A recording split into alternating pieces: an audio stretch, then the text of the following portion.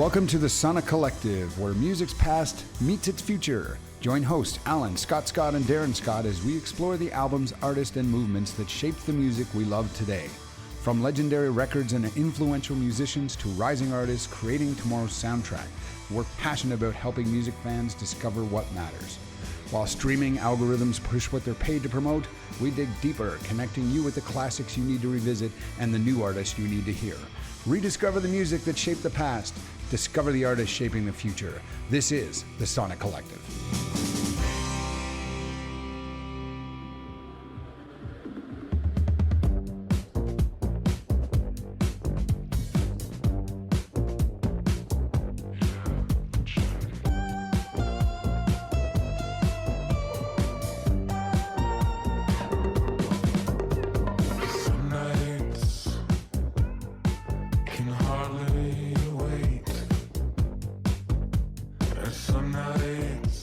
Welcome back to our special Sled Island series, where we're exploring the artists, stories, and creative community that make Sled Island one of Canada's most unique and important music festivals. Throughout this series, we're speaking with musicians performing at Sled Island 2026 to learn about their creative journeys, their connection to the festival, and how events like Sled Island help shape Calgary's music scene while providing opportunities for emerging and established artists alike. Today's guest is Brock Geiger, a Calgary-based songwriter, multi-instrumentalist, producer, audio engineer, and one of the city's most respected musical collaborators. Over the past decade, Brock has built an impressive resume working on more than 50 recordings, touring internationally across Canada, the United States, Europe, and the United Kingdom, and Japan, and contributing to projects that have appeared everywhere from Grey's Anatomy to Game of Thrones. While many music fans know Brock through his work supporting other artists, his debut solo album, Some Nights, firmly places him in the spotlight as a songwriter and a performer in his own right. Praised by outlets including NPR and Rolling Stone, the record showcases his gift for thoughtful songwriting, adventurous production, and a distinctive indie pop sensibility. In our conversation, we discuss Brock's musical journey, his experiences within Calgary's creative community, the importance of Sled Island, and what it means to build a career as an artist in an ever-changing music industry. I'm Darren Scott, and this is the Sonic Collective. Here's my conversation with Brock Geiger. All right, with that, we'll get going. You're from Calgary. Let's start there. I guess tell me about growing up in Calgary and how you started your musical journey. Yeah, I was lucky to have a real, nice suburban Calgary upbringing here in the Southwest. Music was not really like in my family per se, like neither my parents are players or anything like that, but we were always listening to music, and I was lucky to kind of have a group of peers right out of the gate from a young age that were also just very interested and chasing things down. So kind of started playing guitar as an early teenager and kind of just went at it very naturally. Became obsessed with, I was super into like classic rock and that at the time. Had Pink Floyd cover bands in like junior high and high school and stuff like that. And just kind of it just became a love super fast. So stayed in it, and that community just kind of continued to grow, and kind of right out of high school was able to stumble into playing with a handful of bands that were pretty active at the time, and just kind of a natural progression of meeting people and enjoying the ride. What high school did you go to? I went to Henry Wisewood in the Southwest here, on Elbow. Totally. Nice. Yeah. Thanks. So with that, you start your musical journey. Like you said, Pink Floyd, nothing like starting your guitar, but trying to emulate Gilmore. Wow. Yeah.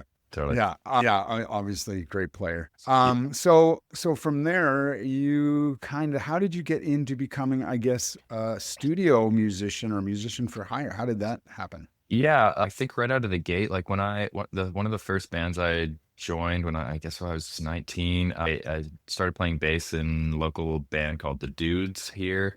And that was, they were well established at the point that I joined the group. They'd been a band since like the late 90s.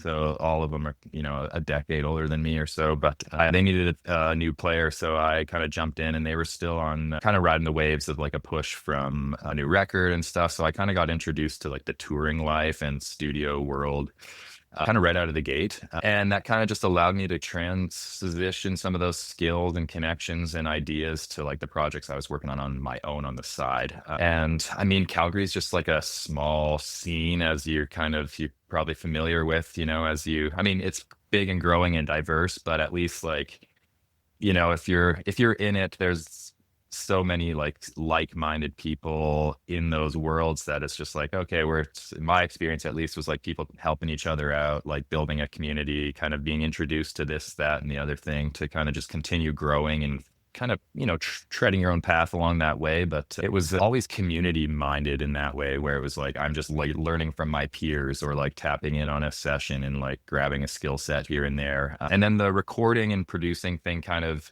evolved from necessity, as it does for a lot of people with like, the accessibility to recording technology, and that these days it's no replacement for like your world-class studios, but it's, you can crack out some pretty good quality demos and recordings with, nothing more than a phone or a laptop these days. And like, I kind of got into that, like making my own demos and recordings with some of my buddies at the time, kind of right out of the gate. So it became kind of the part of the process with playing music was like, oh, we can also record this, even if it's not to be released, but it's, if it was 2 microphones off of a cassette machine or whatever, and we're just recording our jams. I have tons of cassettes of just us like, playing and figuring things out. So I kind of really liked the capturing part of things, even if it was just like archival and figuring out how you could make things sound. Became kind of an obsession early on too. So that became pretty integrated with my process as like a writer. Artist was kind of using the recording studio and those tools as kind of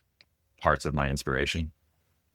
Yeah, amazing. And so, I mean, you contributed to a lot of different musical artists. I guess, is there like, who are the ones that you remember the most that you played on? Yeah, I mean, I spent a good portion of my time, like I was in that band, the Dudes, and another band, Reuben in the Dark, for like over a Hmm. decade. So those were like, we were a band and like group effort in that capacity. So that I consider less as like a session player, but those, we made a lot of fun things with those groups.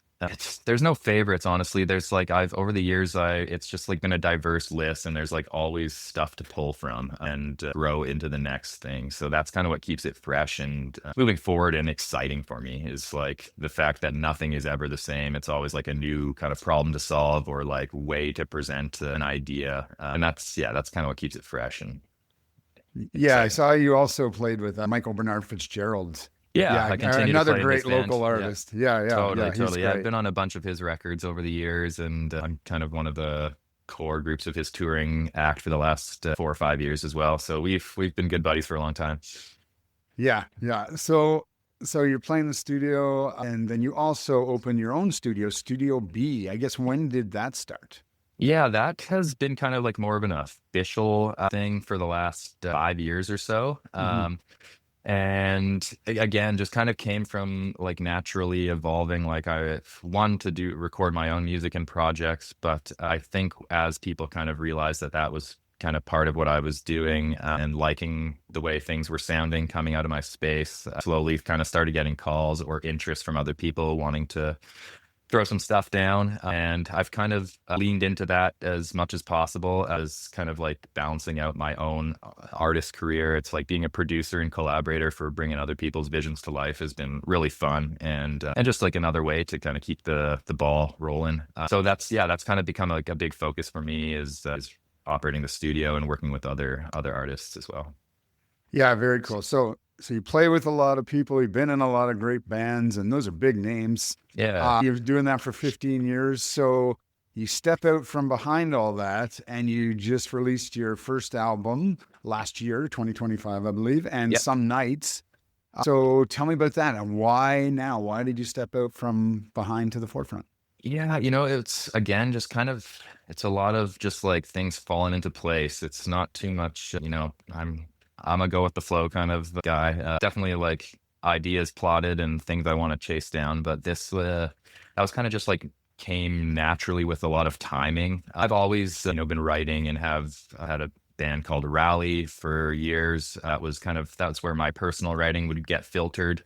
But basically COVID hit and all of our touring schedules with the, previously mentioned acts really slowed down. And I had just a ton of time to kind of refocus where the energy was going. So having the tools and the access to the studio, I kind of just dove into my own tunes and basically made a version of that record alone at my studio in the early COVID years there. And then took that and shared it with my good buddy Will, who is working down in Los Angeles as a very skilled engineer producer himself. And he was like, hey, these are great, but like, do you want to come blow these up with me down here? We have access to an amazing room. He works at Sound City, which is, iconic, insane room to get access to. Yeah, So yeah. we, Sound City, man. yeah, it was really epic and so fun. And just like the community he's associated with down there allowed some access to some incredible players and stuff too. So we took the record that I had made at my studio and kind of went down and we're just kind of like cutthroat about what could stay and what needed to be replaced, and like brought in some amazing players, like people I've looked up to for years, and we're able to just kind of like make the record the plus version of it. And that was kind of how that kind of all came to be, and it just made sense to put it all out since it was all happening. So Yeah, you're the players you got on there, and probably through your connections, amazing. Like Matt Chamberlain, Sam Gendel, yeah, Gabe Noel, like epic, these yeah, guys. You know what came to my mind right away? I'm like you're the new Toto. Like Toto was known as this classic hilarious. '80s band. Everybody knows Africa and Rosanna, Of but they course, don't yeah, may not realize that those guys were studio guys first and played on like 100%. the best of the best albums, and Yeah, yeah, I felt it really showed through. So listening to this amazing, album. And right away, I mean, I'm new to you, but I've been listening to it for the last week or so here, and awesome, it's such a great melodic soundscape album. Like appreciate it, it's funny. I saw another quote from another reviewer said something, at the end you just feel good, and I'm like, that's exactly it. Like awesome. it's just the album just makes you feel great. It's just layered. It's Glad to hear. beautifully done. You can tell all the musicians are just amazing and Yeah, just yeah, produced perfectly. So, to appreciate that those so listening, much. I think you go give it a listen for sure. So with Thank that, you. let's say, we're talking about Sled Island here. So I guess what was your first exposure? How did you learn about Sled Island? Yeah, I also was lucky to, again, like right in, I guess I graduated school in like 2008, but I had a friend, my drummer in my high school band, his brother-in-law was like he's an established musician and playwright in town, Chris Demeanor. Hmm.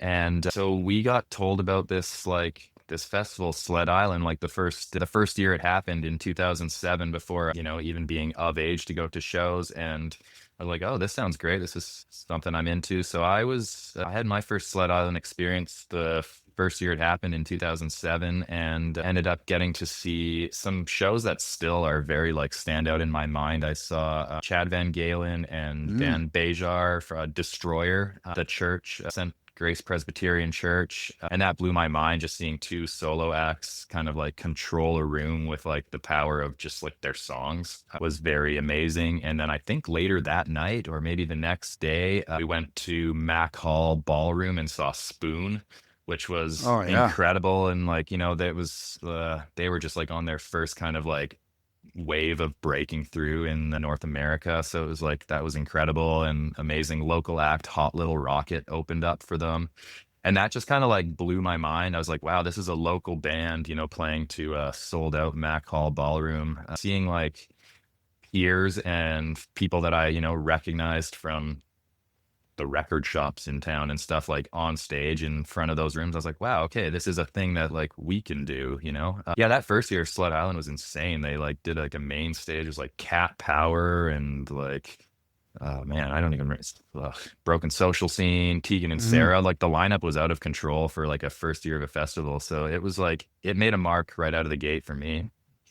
Yeah, it is amazing. And I mean, quickly to those that maybe are listening and don't know, it's at a lot of smaller venues, but there's a Palace, back Hmm. then they were using Mac Hall Ballroom. Totally. There's some other, but like it really is intimate, smaller places. And you're really seeing these acts that are up and coming, and many, many have become massive artists after. So Totally. is this Totally. your first time playing in sled, like as No, yourself or? I played it. I played it the last couple of years. Actually, I've been lucky to Okay. get it. Kind of when I started, like promoting my solo artist career here, I kind of tried to poke all the right people and get in on the action to kind of build some awareness for my music. And so I got to do like the kickoff party a couple years ago. And I guess I didn't play it last year, but I've played it with as a session guy and collaborated with a lot of people. I think I have played it almost every year that the festival has existed, Yeah, you've actually, in been there. some capacity or another. Yeah.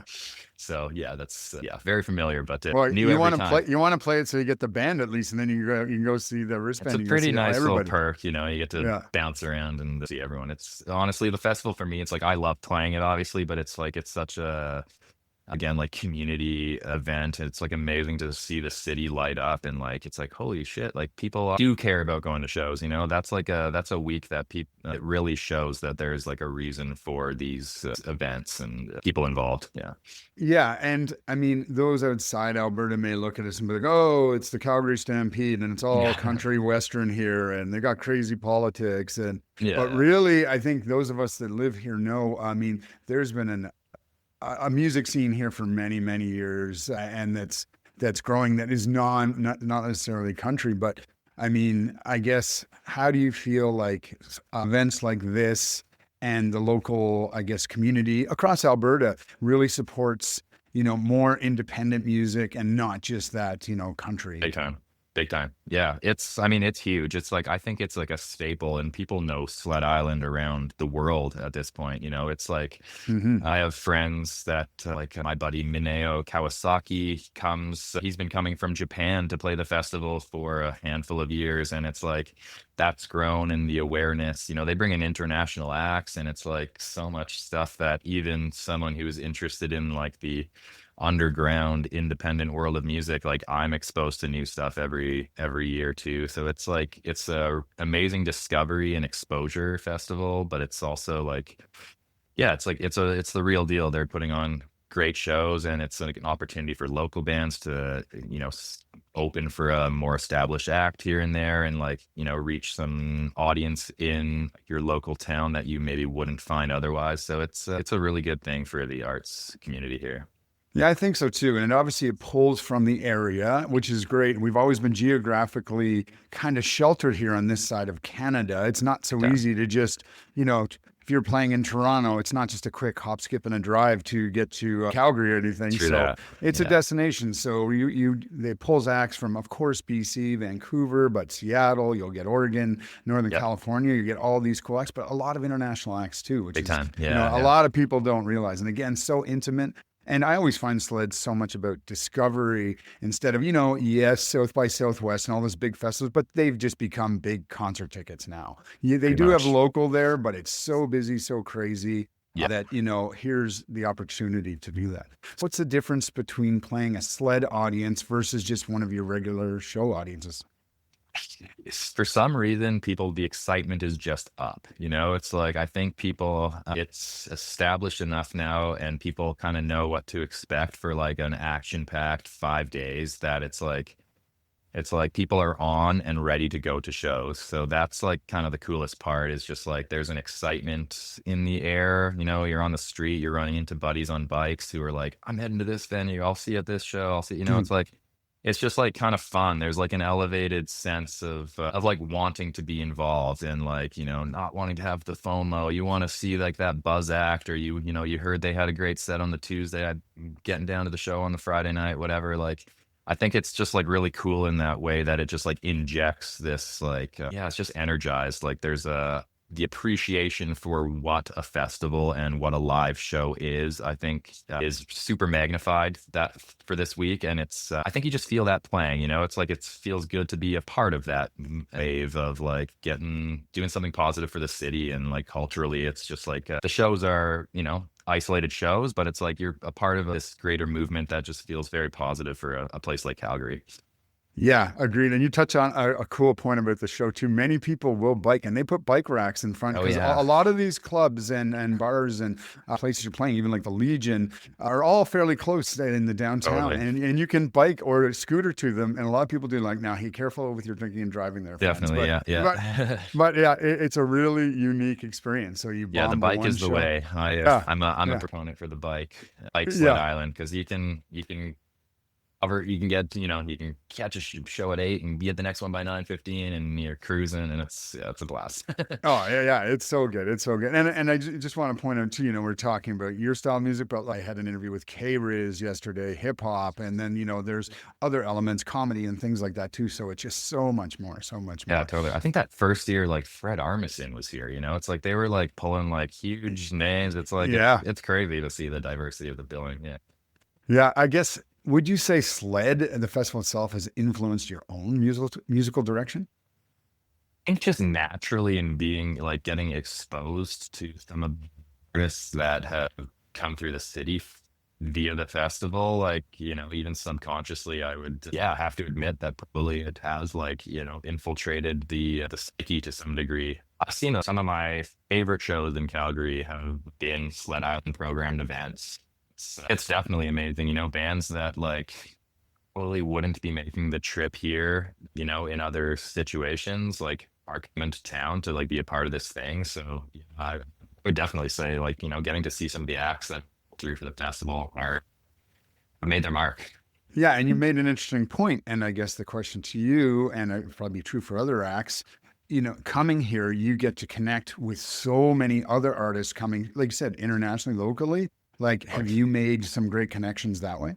Yeah, definitely. A couple of years. Oh, geez, like the year of the flood, actually, we got to do shows with a band I really love, Unknown Mortal Orchestra. That turned into getting to do a couple more shows with them after opening up, and like, basically just like gear off of them and stuff. It's just like people are just normal humans. You're like you play a show and you vibe with people, and next thing you know, you get to do another opening slot. Same thing happened with the band Montreal. We got to like I meet Kevin during one of their earlier Sled Island performances, and then he did a support act years later in Calgary, and that worked out. So it is just it's a world of and who you're vibing with. It's cool in that way how it kind of just can surprisingly open a door here and there. Yeah, amazing. So let's turn back to you. So what are you working on right now? I'm working on a new collection of music, so kind of into the next wave of another record. I've been kind of demos and getting things ready for LP2 of my own music. I've had a couple like I do a lot of work scoring and doing sound design for animated films. So I've been getting through a couple of projects in the world that I'm really excited about. I'll have a festival run kind of later 2026, which will be cool. Working on records with a couple awesome Calgary artists. A record by singer-songwriter Jolene Marie just came out a couple days ago. We did that studio over the last few months. Some songs with Kate Stevens, another amazing singer-songwriter, vocalist in town here. Lots of things. It's a juggle of kind of what's getting happening at any time. Yeah, you're keeping busy. So I guess, but we have Sled coming up here, I guess. So I guess when do you play Sled, and what other shows do you have upcoming? We're doing 2 shows at Sled Island here. So we do the Wednesday night at Dickens with Pale Hound. It'll be really fun. And then we play Saturday afternoon in a Dandy parking lot. They're kind of like a patio party. They do like a barbecue, and it's always a good time. It's, they open a parking lot, and it'll be really cool. Another friend from Japan is on that also. It'll be fun to connect with them. So. Yeah, Dandy, great location. I know Ben well. Yeah, actually, great. I own a small distillery, and I've known Ben for a long time as well. So yeah, they're great. Dandy, the great supporters of local music. Another great establishment. I guess quickly there, like, what are the local establishments, and let's give them a shout that you like to see bands at? Yeah, I mean, I'm a big diehard for the Palomino. It's like endless shows there. I've been worked there for a few years in like 2013. Is the guy passing PDRs from the other side of the bar. So I'm always a fan of the PAL. The Shift and Anchor is great. I'm hoping that sticks around because they're up against some challenges with some development and stuff right now. Oh, I know. That's scary. Yeah, terrible, but that venue is amazing. I love the shows there. Loophole Coffee Bar is a recent favorite for me. It's like it's super intimate, but they have like a blank based kind of like gallery room in the back that is amazing for putting on diverse. It was like they'll do noise shows and free jazz and just anything goes there. So that's really awesome.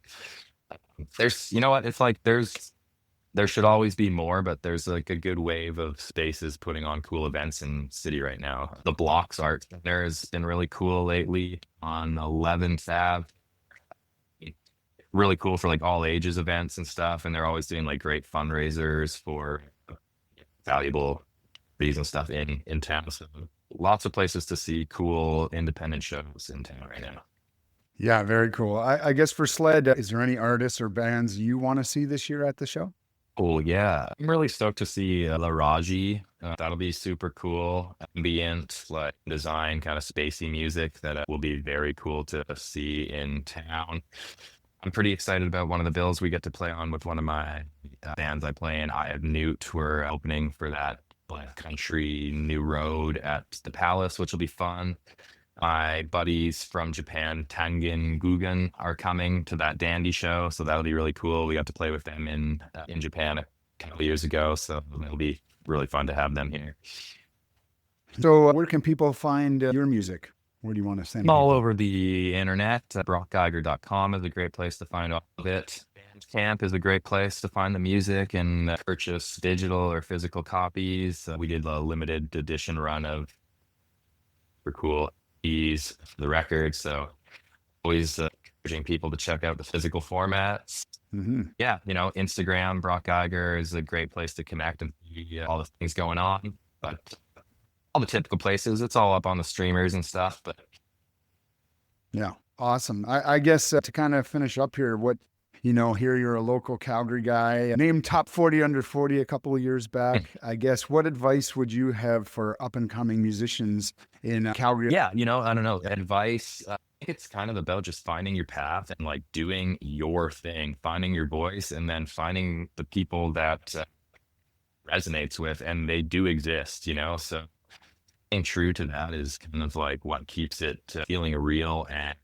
compromise, you know, because there's no rules for this. It's choose your own adventure and find the people that kind of ride those waves with you. I think is what keeps it enjoyable and keeps you doing things that are authentic to yourself. Because I think, you know, anyone that I see that is doing this long term is doing it that way and still enjoying it and finding, you know, value and providing value. So put yourself out there. There's no wrong answers. Meet people, play the songs, and have the chats, the connections. Words are.